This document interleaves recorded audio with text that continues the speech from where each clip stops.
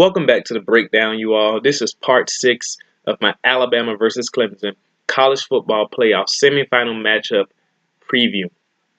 Today I'm going to be giving you some of those keys and matchups to the game that everyone's going to be really excited to talk about, and the part that gets fans, all riled up and, and excited about seeing the game. As I was going through my notes, I got excited looking at some of these things, so I hope you all are ready, and let's just get right into it. So starting out, I'm going to talk about Alabama's running game. Alabama has proven throughout the season, I believe, that they can basically run on anybody. The run blocking aspect of the offensive line for Alabama has been solid throughout the whole season. Even against Auburn, a lot of Alabama fans were mad because they felt like the running backs didn't get enough carries behind this offensive line who's shown that they can run the ball really well. Even against Auburn, Alabama actually outrushed Auburn. I don't know if you guys saw my Iron Bowl analysis video. Alabama outgained Auburn 211 rushing yards to 168. Jalen Hurts even outrushed some of Auburn. They outrushed Jarrett Stidham, and it was a lot of things there to show you that Alabama's running game actually hasn't fallen off at all at any point in the season, really. And so one of my first keys is Alabama cannot be afraid. I mean, they're not afraid, but I'd say this for the effect of it. Alabama cannot be afraid to run the ball against Clemson, like we did last year, actually. Clemson's defensive line was really good last year, but Alabama with Bo Scarborough ran right at them. So they proved that you can run the ball at them. It's difficult, obviously. They're hard to keep blocks on and maintain leverage and maintain the strength at the point of attack. But if you can establish it, it is key that you continue to go back to it. Now, part of that is going to be really interesting because Bo Scarborough is seemingly not as effective as he was last year.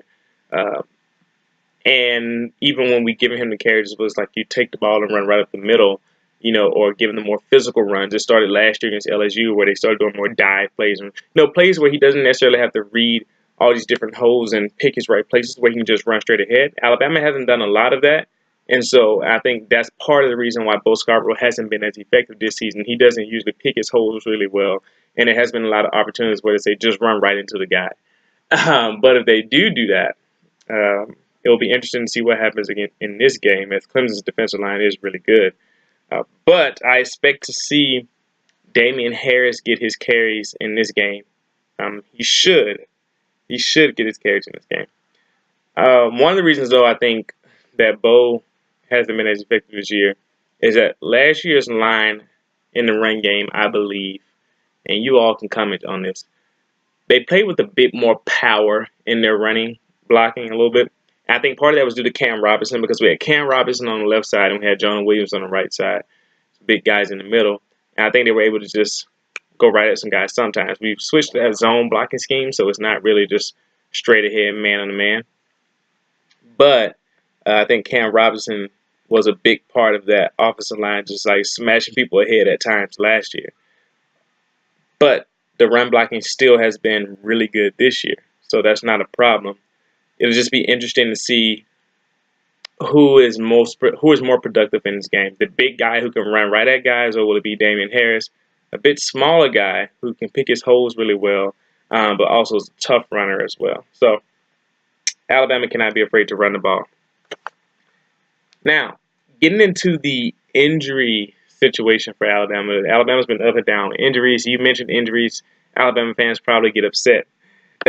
But because there's just been a lot going on. So many different linebackers have gone down. And even guys in the secondary later on in the year. Specifically, one that a lot of people aren't talking about is Hootie Jones. So in the Auburn game, late in the game, I was a little sour about this, but the Auburn fullback, or the upback, the H-back, he came up to block on the play that Jarrett Stidham ran in a touchdown to make it 26-14. He blocked Hootie Jones low and actually tore his ACL. It hurt him, so he's out for the season. And the reason why that's significant is because Hootie Jones played free safety, which is where Minkah Fitzpatrick would be if he was still up there in the free safety spot. Uh, his play at the free safety spot allowed Minkah Fitzpatrick to be all over the field. He didn't have to play so much safety over the top or whatever it may be. So his replacement is Deontay Thompson, who's a sophomore. He has been solid when he's come in and played really well. Actually, he's been really aggressive and made some plays when they brought him in late in games when we were getting back up some experience, and he's really stood out in the film. One of the things that makes this interesting, though, is does he have the overall awareness and maturity to play to the level that Hootie Jones did, allowing Minkah Fitzpatrick to still free roam all around the secondary? That's something to consider. Now, obviously, I believe that he does and that the staff is very confident. Even Minkah Fitzpatrick expressed confidence in Deontay Thompson. So it's not an issue, I don't think. But his aggressiveness, especially when he comes up to attack the run, is something really good. But I wonder, does that affect his pass coverage at all? Does he get undisciplined? I don't know, because we haven't seen him play a lot. So that is something that could catch some interest in this college football playoff semifinal. Not to mention that Deontay Thompson actually had a bruised knee, and a lot of Alabama fans started holding their breath because about a couple of weeks ago when we find out that he got hurt in practice, everyone's like, oh no, not again, because we thought it may have been worse, but it found out it was just a bruise, and he's most likely going to play in the game. If he doesn't play, I believe true freshman Xavier McKinney, who's also played quite a bit this season, will be the starting free safety, but I believe Deontay Thompson will be the guy. By the way, that's interesting, because if he plays well, Minkah Fitzpatrick is still able to roam all over the field and do what he needs to do, which actually leads into my next point. But before I get there, I'm also going to talk a little bit about the injury situation at linebacker. Christian Miller and Terrell Lewis will be back. They've had time to do some conditioning. They're healthy. They're going to play. The impact of those two is that those two are both outside linebackers. We lost a lot of outside linebackers throughout the season, but they both come back, which provides experience. And what we've been missing a little bit this year is just technical pass rushing skill from the beginning of the front seven, which a lot of people were critical of the defensive line for not doing this. But the D-line's job really is to control the line of scrimmage in this defense. And so having the pass rushing outside linebackers back will really bolster the pass rushing skill of the defense. So I think that is something to look out for. But also Mack Wilson, who broke his foot against LSU. And I found out today, I read an article, he actually had been dealing with an injury, a similar foot injury all season. He hurt it right before the first game against Florida State. And if you wouldn't know it, because he's played extremely well this season, even with that foot injury, and then he broke the foot.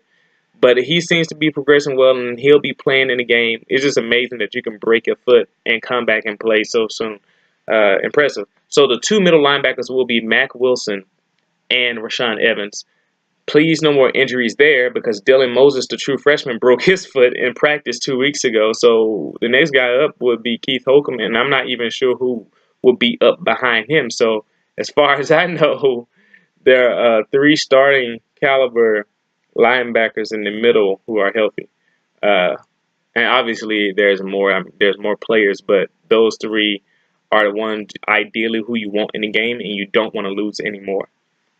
But now, like I said, that moves on to my next point, out of the injury situation into Minkah Fitzpatrick being able to field, because we all know everyone's going to talk about Hunter Renfrow. If you don't know who he is, he's Clemson wide receiver number 13, small, underrated guy coming out of high school, didn't have any stars, not a lot of scholarship offers, made his way up as a walk-on at Clemson. And it's funny because they talk about how he's the Bama killer, how he tortures Alabama. But, I mean, okay, so he had solid games. First game, 7 catches, 8 catches, 7 catches, I think, for 88 yards. In the next game, he had 10 catches for 92 yards. So it wasn't like overly prolific. He just made a lot of intermediate range catches to really move the chains against Alabama, which is really good and valuable. And I'm not downplaying it. It's just people making it seem like he was catching, 15 passes for 220 yards. I mean, he wasn't doing all that. He wasn't Megatron out there. But he has been playing well against Alabama. Specifically, to my chagrin, as I always point out, I don't like Tony Brown playing in the nickel spot for Alabama, but last year we had Tony Brown playing the nickel spot, and Hunter Renfrow kind of ate him up a little bit at times, especially on that last play where they scored a touchdown, 1 second left. Tony Brown was covering Hunter Renfrow. But that makes me bring up a question here. Does Nick Saban and the staff make or allow Minkah Fitzpatrick now to shadow Hunter Renfrow the whole game? Will they just say, Minkah, you know what? You follow Hunter Renfrow wherever he goes and make sure he doesn't catch a ball. That would be fun. That would be fun to watch. That would be something fun to see. I don't know if they will do that, but if they do, I do think Minkah has obviously the talent advantage, and he's a smart guy, and he's a competitive guy. He doesn't like to lose. So it'll be fun to see his tenacity and his strength guarding a crafty, really good route runner with solid speed, not overly fast guy like Hunter Renfrow. So that'll just be a cool matchup to see. I don't know if they will do that. But here's what makes things even more interesting, though, is that Clemson has a very short receiver. He's 5'10", but really, really fast. Clemson fans know what I'm talking about. His name is Ray McLeod. He was number 34. He switched to number 21 because he had to play a little bit of defense this year to make up for the defensive backs. But Ray McLeod actually plays outside receiver because Hunter Renfrow plays inside receiver in that slot. And so it's really interesting that they have 5'10" guy playing outside receiver spot, but he's really fast, so he can get down the field. He's a deep threat. From what I've noticed, Ray McLeod plays the right outside receiver spot, which will be covered by the field corner. And Alabama fans know that their field corner is Levi Wallace, number 39. But the thing about Levi is he's not that fast. Levi Wallace runs a 4.6 40 against a guy who runs maybe 4.4, 4.3. He's a pretty fast guy. Although, with that said, I haven't seen that speed translate into dynamic routes, but that's something I'll get into a little bit later. Levi Wallace on Ray McLeod is an interesting matchup because I even called at the beginning of the season. He's a technician. He knows how to play plays really well. I was a fan of his back last year when he got inserted into the Iron Bowl when Marlon Humphrey got hurt, and he covered up the receivers better than Marlon Humphrey did. So I really like Levi Wallace. It's just that at times, if a guy gets some speed on him, you can't coach speed. But it's really interesting because Clemson's offense doesn't send their receivers up the field anyway, though. So that's something to look out for. And what I'm getting at with this is, does Alabama allow Levi Wallace at field corner to guard Ray McLeod over there the whole time? Or even if that's what Clemson allows it, because they switched their receivers up too. But that is something to look out for, Levi Wallace on Ray McLeod, which makes me think, does Alabama actually put Minkah Fitzpatrick on Ray McLeod and then allow Levi Wallace to guard Hunter Renfrow? Now, that is also a very fun matchup that I would like to see happen. That would be really great. Just as a football fan, I think that's something that people would like to see if you really like cornerback wide receiver matchups and like watching it go to work. Because Levi Wallace is a technician. He knows how to play the defensive back position like tick for tack. Everything right, done the right way. The foot placement in the right place. The hand placement is in the right place. He knows how to do it all against a very crafty receiver like Hunter Renfrow. It'll be interesting to see who wins those matchups. But I say all that to say that. But when you think about Levi on Ray McLeod, that's also interesting. Not because of the speed part, is that Levi Wallace is so technical. I don't think Ray McLeod has seen a defensive back play with so much technique or play technique as well as Levi Wallace, the technician in coverage. And so it'd be interesting to see how that matchup plays out. Because like I said, I haven't seen Ray McLeod actually use his speed to translate into dynamic routes. There's guys who know how to use their speed in their routes to get open. And those guys are some of the best receivers in the NFL. They know how they're not just fast running in a straight line. They know how to run their routes in a way where it showcases their speed in the best light and allows them to get open even more. I don't know if I see that from Ray McLeod, and that may just be because Clemson doesn't run a lot of routes down the field with him. I haven't seen him really post routes, corner routes, and all that type of stuff. I've seen him go on a go route. He's fast. But, that's just something to look out for. I think I'll have fun. I would like to see Levi guard Ray McLeod or Hunter Renfrow. However it works out. However that works out, I don't know.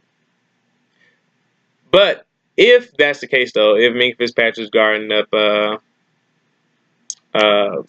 what he's guarding Hunter Renfrow or Ray McLeod, that would just allow Anthony Averett to cover Deion Kane.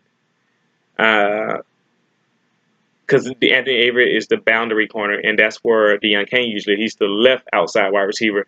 And I believe Anthony Averett can cover Deion Kane. Deion Kane does not scare one like Mike Williams does, at least in my opinion. Mike Williams looks like a #1 receiver when he was there. Deion Kane, at times, he hasn't been as dynamic. That may be to no fault of his because, like I said, the offense doesn't really allow them to showcase their skill down the field as much. But Anthony Averett on Deion Kane is a matchup that I think this will just go their way. It'll be an interesting thing to see over there. But I think the more fun thing to look at would be either Levi Wallace on Hunter Renfrow or Levi Wallace on Ray McLeod. So, however that works out, that'll be fun. What do you all think about that? I mean, I know there's a lot of you on here who like to talk football. Put it in the comments. Let me know what you think about those matchups. So, moving on from that, because I spent a lot of time on that. I didn't think I would. This brings up a key point, because then I'm getting to Clemson side. Kelly Bryant, he's fast, natural runner, tall, lean guy, has some really good speed and quickness. And it makes me wonder, how will Jeremy Pruitt attack Kelly Bryant, switching his name around for some reason. Will he blitz him? Jeremy Pruitt's been very blitz heavy this year.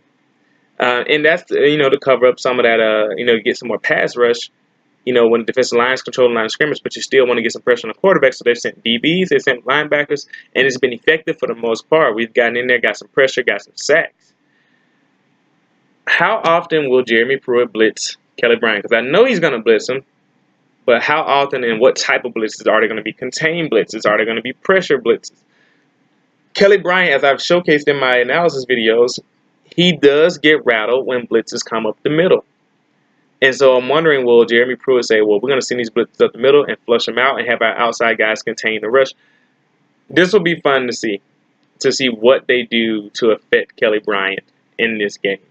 I'm gonna be happy, or just, I don't know how to describe it. I'm kind of giddy at the prospect of seeing how Jeremy Pruitt decides to attack Kelly Bryant. Will they just contain him and try to see if he can throw, or will they actually come after him? It'll be fun either way. What do you guys think we should do to him? Now, getting into the Clemson strengths here, the defensive line. Man, Bradley Bozeman is going to be he's going to have his hands full, because Bradley Bozeman is Alabama center. And if you know anything about Clemson's defensive line, their nose tackle, one of the top defensive tackles, is Dexter Lawrence, number 90. So Bradley Bozeman, number 75, Dexter Lawrence, number 90. He's a big man, 6'5", 340 pounds. Bradley Bozeman is giving up about 20 or 30 pounds to him, but he's also about 6'5". So whoever gets lower will win that leverage battle. And Bradley Bozeman is not a bad center. He's a really good center. It's going to be a battle between those two. And most likely, they're probably going to have to do some double teams on Dexter Lawrence from time to time, and probably for the majority. Ross Pierce-Baker maybe will help out a little bit. That matchup will go a long way to determining the effectiveness of the run game as well, in my opinion, because if Dexter Lawrence dominates Bradley Bozeman, Alabama could be in trouble on offense. But that's not even the most worrisome part about the Clemson defensive line regarding the Alabama offensive line. For me, it's the right side of the Alabama offensive line with Lester Cotton at right guard, number 66, and Matt Womack at right tackle, number 77. They're going to be going up against Christian Wilkins, number 42 of Clemson defensive line, who I call the crafty disruptor, and Austin Bryant, who's number 7. He's not really, really fast. He's not that type of technical speed rusher. He's not Jeff Holland from Auburn, number 4. If you don't know who Jeff Holland is, go look at the Auburn game and watch number 4. But Austin Bryant, he's not like him because he doesn't have that type of speed where he's just going to run to the edge and get to. But he seems to control the edge really well, and he can pass rush when he attacks. He's a good defensive end. But Christian Wilkins, man, he uses his hands well. He can use his power to get into the backfield, uses his feet well. He's just an all-around good defensive end. He uses his eyes really well to bat the balls of the quarterbacks when they're trying to throw, because he's always in the throwing lane because he's smart. I call him the crafty disruptor. The thing is, if he can push Lester Cotton back, then he can set himself up to bat Jalen Hurts' balls a lot easier. This right side of the Alabama offensive line is funny because it's relative when I say this. They've been the weak link of the offensive line in terms of they don't dominate as often as the left side of the line does. And to play against Christian Wilkins and Austin Bryant, they're going to have to win some battles. Or Jalen Hurts could be in for a long day like he was against Auburn, as the right side of the line took some lumps in that game too. The good thing, like I said, though, is that this Clemson defensive line, they aren't as technically gifted in the pass rushing capacity as the Auburn line, but they are very disruptive. So it'll be interesting to see how they then attack Lester Cotton and Matt Womack. Does Brent Venables tell Christian Wilkins and Austin Bryant, you know what, guys? Go attack Lester Cotton and Matt Womack and get the edge. The interesting thing about that, though, is if they do that and they open up rushing lanes, that leaves a quarterback in Jalen Hurts who runs a 4.40. It's a pretty solid scrambler, a really good scrambler to take off in that lane and pick up chunks of yards. So that's always the interesting thing when it comes to rushing a dual threat quarterback. If you rush too much, you can put yourself in trouble. So that's just something to look out for. And, of course, on the left side of the line, Jonah Williams, Alabama's left tackle, and Clelin Ferrell. A lot of people know that Clemson defensive end. He's not even their best defensive lineman, in my opinion. But he probably is their best edge rusher. They probably go one-on-one this whole game. And that matchup is going to be something fun to see, too. A lot of you are going to like that. See who wins that battle.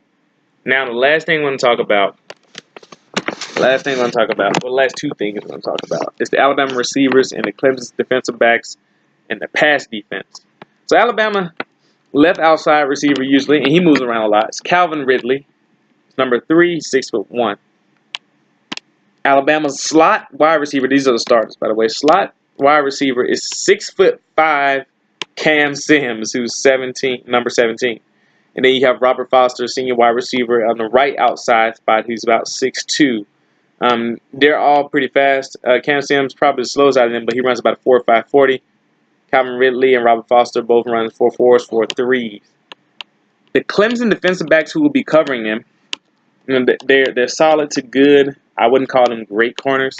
Number 1, who's Robert Mullen. He'll probably be guard. He's the boundary corner. He'll guard Calvin Ridley when he's on that side. And then you have number 2, Mark Fields, who's the field corner. Mark Fields, the field corner. Just got a little kick out of that. But he'll be covering Robert Foster over there on the other side. And then, well, that's if he's healthy. I don't know if he's fully recovered, but I believe they expect him to be fully recovered. But if that's the case, that then puts Ryan Carter at nickelback, number 31 for Clemson. He's 5'9". If that's the case, then you will have a 5'9" nickelback guarding a 6'5" wide receiver in the slot.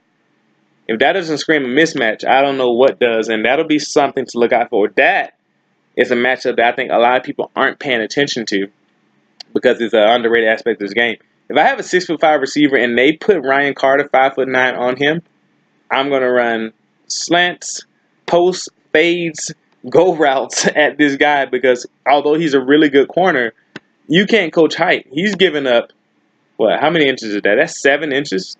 He's giving up 7 inches to Cam Sims. Now, Ryan Carter has played outside corner when Mark Fields was hurt, so I don't know if that continues in this game, but if he plays at that slot spot and Cam Sims is in the game, I want to see Brian Dable tell Jalen Hurts, I want you to go after that guy. Make him show us that he can stop Cam Sims at 6'5". And that actually leads to one more thing. And this was regarding Calvin Ridley. Will Clemson allow, if they ever find themselves in this situation on defense, where Dorian O'Daniel, that linebacker, nickelback hybrid I told you guys about, he's number 6. If he's in the slot and Calvin Ridley's in the slot, because Calvin Ridley does move around and he does play slot receiver at times. Will they allow him to cover Calvin Ridley? And if they do, I believe that will be one of the biggest mismatches in the game. Because I don't care how athletic that linebacker is, he's not going to stick with Calvin Ridley. That'll be interesting to see, though, if they feel confident enough to allow him to do it from time to time. And then even then, because they have another guy who they put in the slots when they're blitzing, Van Smith, the safety. He's 5'11". He's kind of built like a cornerback, actually. But he, like I said, he's given up a lot of plays this year. He tends to be out of position. And against Calvin Ridley, who's a really good route runner, he's going to put him really out of position. That's a mismatch. So if Clemson does that, that is something very, very, very, very, very important to keep an eye on and watch. I'm out of things I want to say right now. If I say any more, this video is going to be too long. But these are the keys in the matchups to this Alabama versus Clemson matchup that I find really important, that I think you guys can take a look at. I think I represented both Alabama and Clemson well, and their strengths and weaknesses here. Some things to look out for. I didn't even talk about the Clemson linebackers this video because, you know, it's not necessarily, I think that goes into the point of Alabama running the ball. If Clemson's linebackers step up, then they obviously can help stop the run. But that's enough for this video. What do you all think? What gets you most excited about these keys and matchups? Comment it below and let me know some of the things that you think about this matchup that are going to be fun or that you can't wait to see. Either way, I'll see you for the next video, which I don't know what it will be yet, but I'll be there for you. Y'all have a great day, and see you next time.